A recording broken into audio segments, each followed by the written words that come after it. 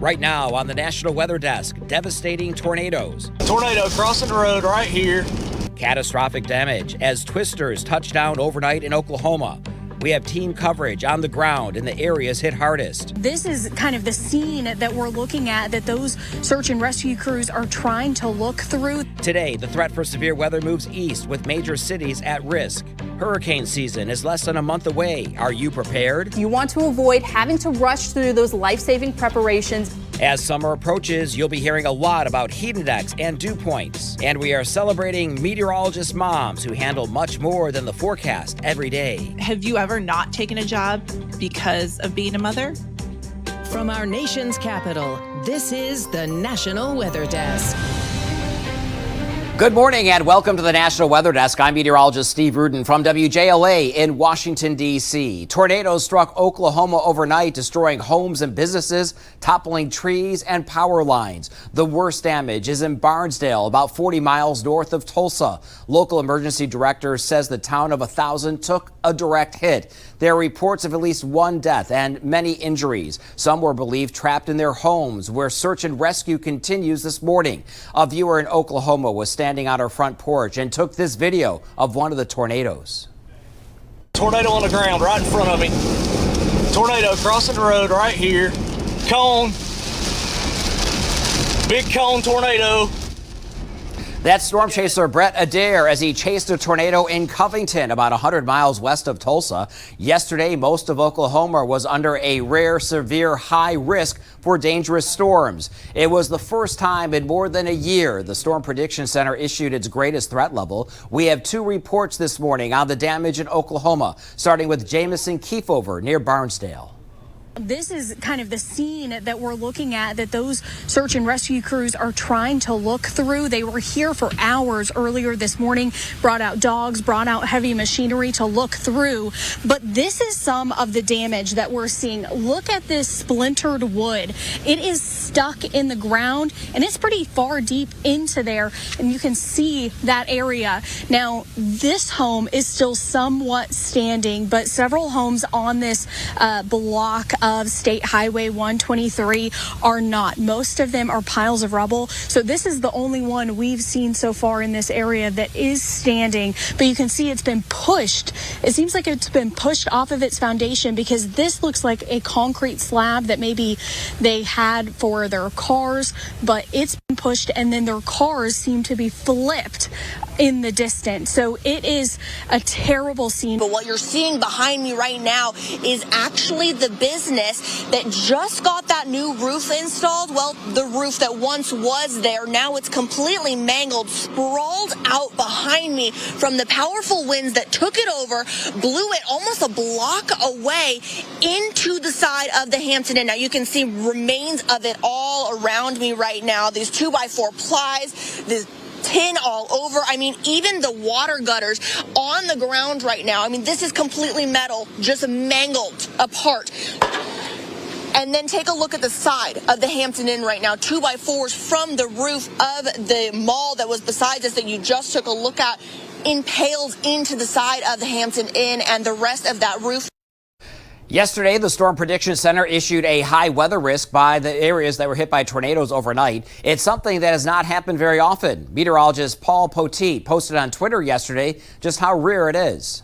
This hasn't happened since March 31st of last year. The Storm Prediction Center issues daily outlooks on severe weather, and they've got 5 numbers that they use. And so 1 is the lowest risk, 5 out of 5 is the highest risk. And that highest risk is what's going on today in parts of southern Kansas into northern Oklahoma. It's only happened once so far this season, happened once last year, and on that day, which was March 31st of 2023, there ended up being 146 tornadoes that were reported in the Mid-South and the Ozarks. So it could be a really rough weather day today into the plains. Some of that moves eastward into the Midwest and Ohio River Valley over the next couple of days. Middle Tennessee was hit with 2 tornadoes on Monday. This video shows what the storm left behind in Smithsville. Extensive damage to this home with caved-in roof and smashed windows. Our Nashville station reports both twisters were confirmed by the National Weather Service. The first tornado traveled on the line between Wilson and Smith counties, just east of Nashville. The Smithsville tornado was the second one to strike Tennessee yesterday. The threat for severe weather today moves to the east into the Ohio Valley. Major cities such as Indianapolis, Columbus, Cincinnati, and Louisville are also under a level 3 out of 5 risk for tornadoes, large hail, and damaging winds. Areas shaded in yellow, including southern Michigan and northern Tennessee, are under a slight risk. In all, more than 28 million people may see severe weather later this afternoon and into the evening. Major flooding continues to be the story in areas around Houston, Texas. This video shows parts of US 90 near Trinity River, just northeast of Houston. It was closed yesterday after it was deemed unsafe to drive on. Elsewhere in the region, floodwaters are starting to recede. Nearly 2 feet of rain fell in some areas over the past week, flooding homes and cars. Hundreds had to be rescued. You can see Monday was full of severe weather across the nation, including warned thunderstorms that spawned tornadoes. Meteorologist Chris Sushan takes a look at conditions that allow twisters to form. Unstable atmosphere, surface winds from the south-southeast, stronger winds aloft, speed shear, also some directional wind shear, and that creates a little paddle wheel effect in the atmosphere. We call this horizontal vorticity. And thunderstorm updrafts, as they're developing, are able to pull and stretch this vorticity up into the storm. That's a rotating updraft, often seen with the wall cloud that develops beneath the base of the storm. Strong inflow into that updraft. You get a rear flank downdraft of winds that can be damaging behind that inflow, and that creates a bit of a spin. You get a lowering, a funnel cloud if it doesn't reach the ground. If it does touch ground, obviously we have a tornado. Those are the mechanics behind severe weather season and why we're seeing these powerful supercells that are often becoming tornadic supercells in Tornado Alley. Tornadoes that pummeled Oklahoma 10 days ago carried debris as far as 90 miles away. Photos, clothing, and other keepsakes belonging to people who lived in Holdenville were found in the Tulsa area. On April 27th, an EF3 tornado leveled homes in Holdenville. A fire department near Tulsa is gathering the items so they can be returned. While much focus is on tornadoes, hurricane season starts June 1st. Do you have a hurricane kit ready to go? Such contents can be helpful for many situations, including tornadoes, earthquakes, and brush fires. Meteorologist Jennifer Collins has more. The best time to prepare is now, before the season begins. You want to avoid having to rush through those life-saving preparations by waiting until it's too late. Have your hurricane kit ready to go. You want non-perishable food and water for 3 to 7 days. A good guidance, gallon of water per person per day is ideal for everyone in your home. You want non-perishable food items. That does include canned goods, crackers, things that are shelf stable like applesauce. Also, a can opener so that you're able to open those canned goods during a storm. Don't forget your pets too. Pet food is needed in your hurricane kit. Have a first aid kit ready to go in your hurricane kit for those emergencies. Also, have flashlights and maybe a lantern on hand that's solar powered or battery operated. Also, a weather radio, whether it's hand cranked or battery operated, is great to have in your hurricane kit. In case we lose power or communication, you're able to get those weather alerts during a storm. Documents and cash should be in a water sealed bag so that you're able to grab it and put it in your hurricane kit if a storm does threaten our area. So those are some of the things you should have in your hurricane kit, and make sure you maintain it regularly during the season to ensure that you have all of those items on hand. Now is also the time to begin planning evacuation routes. Know where you will go and how to get there. You don't need to travel hundreds of miles, but be sure to also keep your pets in mind. Write down your hurricane plan and share it with your family. And finally, strengthen your home. The best way to protect our property is by doing preventative maintenance during the season. With the National Weather Desk, I'm meteorologist Jennifer Collins. Check this out, a beautiful picture of the calm before the storm in North Carolina. A viewer took this picture of a double rainbow in the Blue Ridge Mountains near Asheville. It appeared after storms cleared last night. Another round of thunderstorms is on the way later today. And coming up on the National Weather Desk, wild weather continues in Texas. We'll look at how it's impacting farmers in the region. And we'll help you better understand heat and humidity. Stay with us.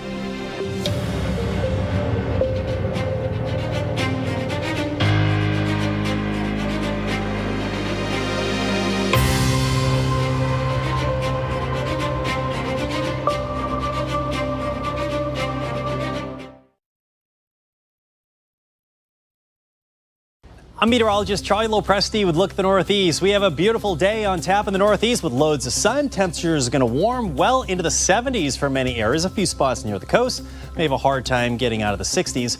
Look for a bright sunny day. Here we are, we're starting the day with temperatures in the 50s by afternoon. We have that warm up getting going. There might be a few fair weather clouds here and there, but that is about it. Next weather maker arrives on Wednesday, first in the morning in New York with the chance for thunderstorms. This traverses through New England during the afternoon. I'm Chief Meteorologist Gerard Jabali. Here's a look at the Mid-Atlantic region. We have a chance for a few more showers and thunderstorms for your Tuesday. Not going to be a guarantee of rainfall, but some passing showers and storms could bring some heavy rainfall just for a brief period of time, a couple of hours. And then on Wednesday, another chance for that, but it looks pretty small. Better chances coming for Thursday. Temperatures will be rising up. We'll be hitting the low 80s on your Tuesday afternoon. Looks like Wednesday will be the warmest, highs in the upper 80s. I'm meteorologist Charlotte Carl. We have beautiful weather for a majority of the southeast. We do have some showers in North and South Carolina. Those will push offshore. And then we are tracking a low pressure system. This is the same one that's impacting the Great Plains states right now, bringing that chance of severe weather. Those storms will be able to fire up a little bit more throughout the day for your Tuesday. But again, most of us remain clear, isolated chance for rain for the majority of us, low chance for that severe weather. Here's a look at your lows.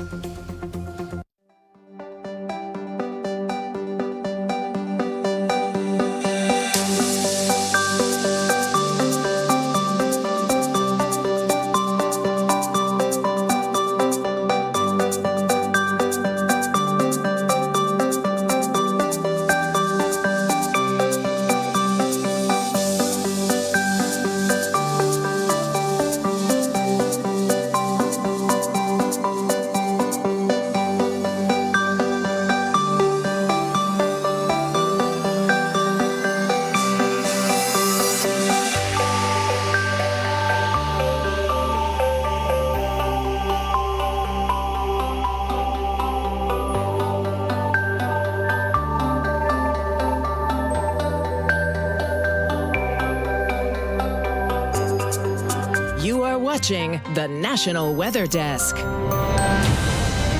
It's a busy time of year for farmers and ag producers in Texas as they prepare to plant cool season crops, followed by warm season crops. As Drew Powell reports, this year, the weather is making things a bit more complicated.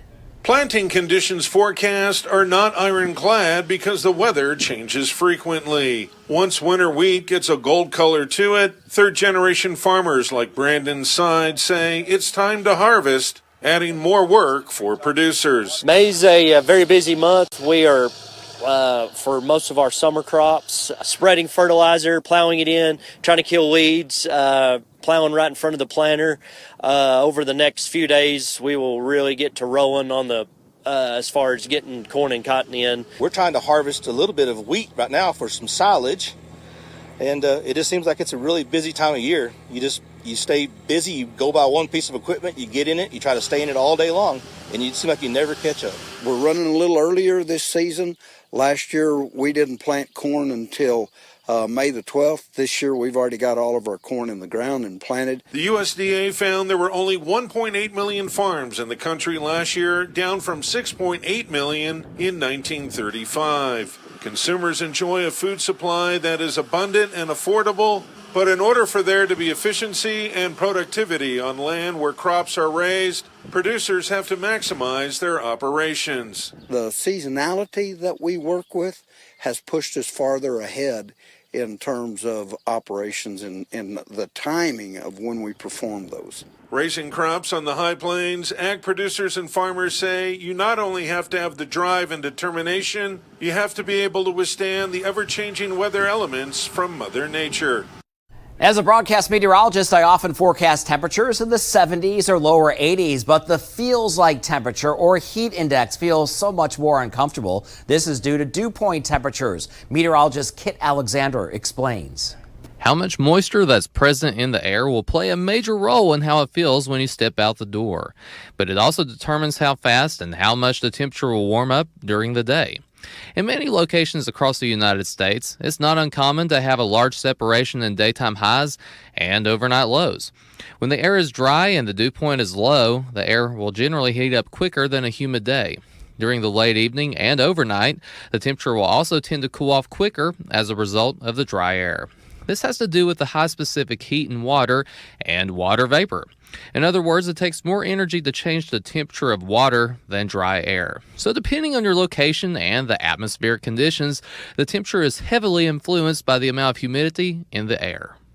Severe thunderstorms are not an issue today in Montana, but last week was active with rain and snow in some areas. They also saw graupel, and it's not something you hear much about. So let's turn to meteorologist Mitchell Combs to learn how it forms. It's not sleet, it's not hail, so what are these little pellets of ice? Well, these are known as graupel. So how do these form in the atmosphere and what really makes them different from sleet and hail? Well, let's take a look. Let me show you how this works. We see these snowflakes up in the cloud, and with these storms that we've been seeing, they're a little bit more convective, so they have a little bit more room to grow. And as we see those snowflakes fall through the atmosphere, they reach a layer of rain where it's been super cooled below 32 degrees. So as these raindrops hit this snowflake, they start to rime up on the snowflake until they become these little balls of ice. Now, the big difference between these pellets of ice versus hail and sleet is these are soft, they're crushable, and this is where they get the nickname soft hail. We've all seen them on a day filled with lots of blue sky, contrails that planes leave behind. In some ways, they look a lot like clouds. So what's the difference between the two? Meteorologist Jock Kozlowski explains. So you love checking out clouds in the sky? Well, today I saw some jet contrails. Take a look at this. Up in the sky right now, I'm looking at cirrus clouds, a jet contrail there from some jets flying way up high in the atmosphere. And would you believe it that that's actually a water vapor that's cooling and condensing into clouds. And of course, it makes that cool streak look, and the winds can kind of really stretch out the contrail to make it look like more like a sheet versus just a straight line. It's always cool to check this out too. If you ever want to take a look on our social media page, we've got the National Weather Desk always taking a look at pictures, video, just like this one. I'm meteorologist Josh Kozlowski. Mother's Day is right around the corner, and this week on our podcast, Off the Radar, Emily Gracie sat down with 3 meteorologist moms for a candid discussion about the joys and the challenges of raising children while working crazy hours and being in the public eye. Here's a preview of the episode. So let's talk about pregnancy and being on TV pregnant. Not only being on TV pregnant, because I feel like anchors have this like nice little desk they get to sit behind and hide behind, but like we're on display in HDTV, turning sideways. So how did you, first of all, hide pregnancies and then announce pregnancies, or did you just pull like a knocked up and never talk about it? Like, how did you guys handle that? So I waited a probably unusually long amount of time. I guess I was just nervous to tell the public. I got so many messages from viewers and emails being like, you're pregnant. When are you announcing? Which I feel like is the rudest thing to do. You never ask a woman if they're pregnant. But I waited until I think I was around 6 months. It was last June. And finally, I was just like, I have to announce. So the Charlotte station I worked for was Fox. It was very conversational, and we had a psychic on. And he says on air to me, I'm getting mama vibes from you at 6 weeks. And I was like, you are? Like, well, I want to be a mom. So it like came out at 6 weeks for me. And so I had to battle through, like that mind of like, oh my gosh, if I lose this, I'm going to have to tell everyone. Did anybody go into labor at work? Yes. No. You did? What happened? So before the noon show, we took like the baby bump picture. I'm doing the show and I'm like, And because it was not my first, it was my second, I kind of knew what was going on, and my water broke. Oh my gosh. And I was in a puddle at work with my coworkers going, this is not good, in the middle of the show. Have you ever not taken a job because of being a mother? I purposely stayed in the morning. I love the idea of being able to work full time, but really be a stay-at-home mom at the same time. You're kind of cheating the system a little bit. All right, if you want to hear more about this, all you need to do is check out Off the Radar. Just go to the National Weather Desk, and you can find more anywhere you listen to your local podcasts. Now let's check to see weather in cities across the country today. We start in beautiful Tampa, Florida. Morning sun will give way to scattered showers and thunderstorms this afternoon. Highs will be in the lower 90s. Next to Atlanta, Georgia, where skies are partly cloudy this morning. Temperatures will eventually reach the middle 80s. And a look here at Bedford, Pennsylvania. I've been there. It's on the turnpike. Patchy fog this morning will give way to scattered afternoon showers and a few thunderstorms. Highs in the mid-70s. And we finish in San Antonio, Texas. Highs around 90 degrees under a mix of sun and clouds will make for a nice day to spend at the pool. And as we head to break, we take in views of snow melting along the Utah mountains.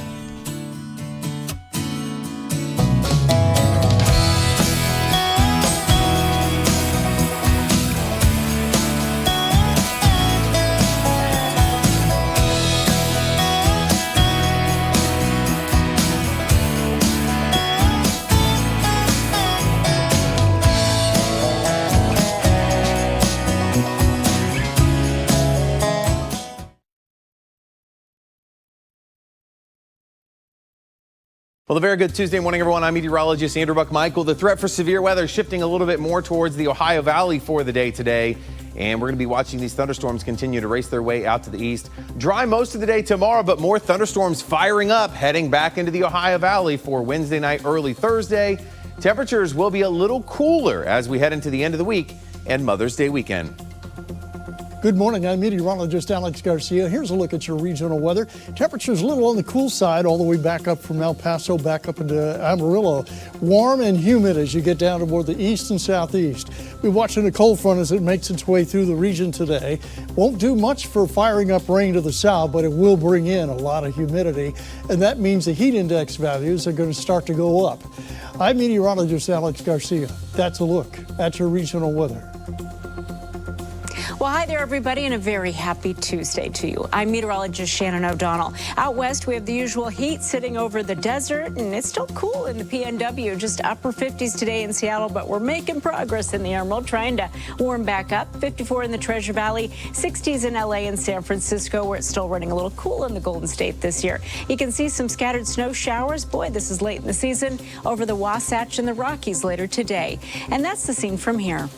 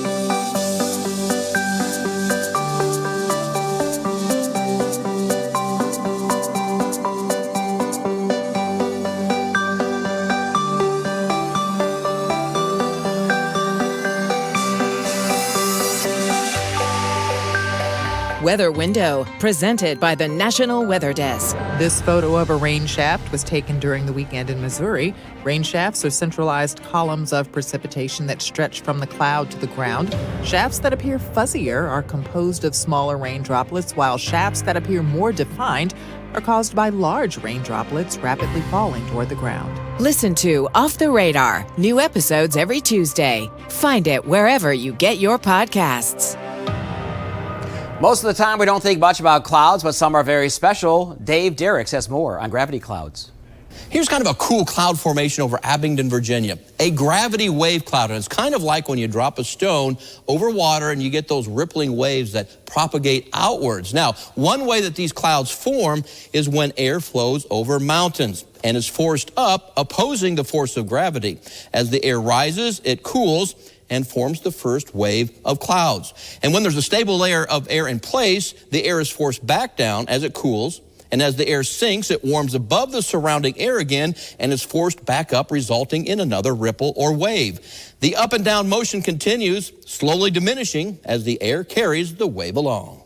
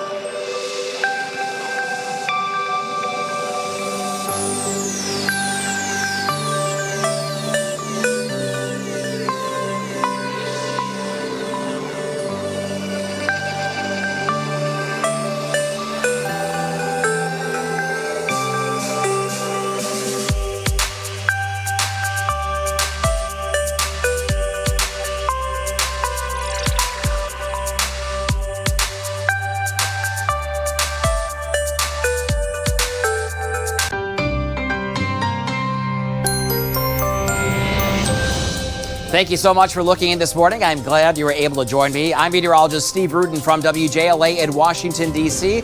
I'll see you back here tomorrow. Good day.